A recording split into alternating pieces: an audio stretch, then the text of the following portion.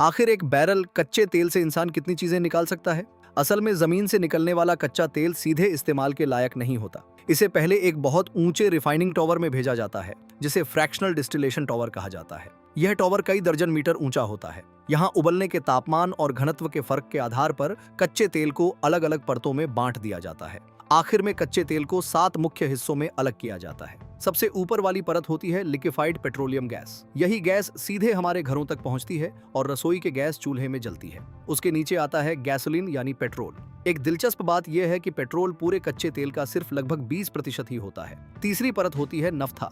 नाम भले ही कम सुना हो, लेकिन प्लास्टिक और सिंथेटिक कपड़े बनाने में इसका बहुत बड़ा योगदान है। यानी एक तरह से हम तेल को कपड़ों के रूप में भी पहन रहे होते हैं। चौथी परत है जेट फ्यूल। यह पेट्रोल से ज्यादा स्थिर होता है और हवाई जहाजों में इस्तेमाल किया जाता है। पांचवी परत होती है डीजल फ्यूल। यह कच्चे तेल का सबसे बड़ा हिस्सा, लगभग 30% से भी ज्यादा होता है।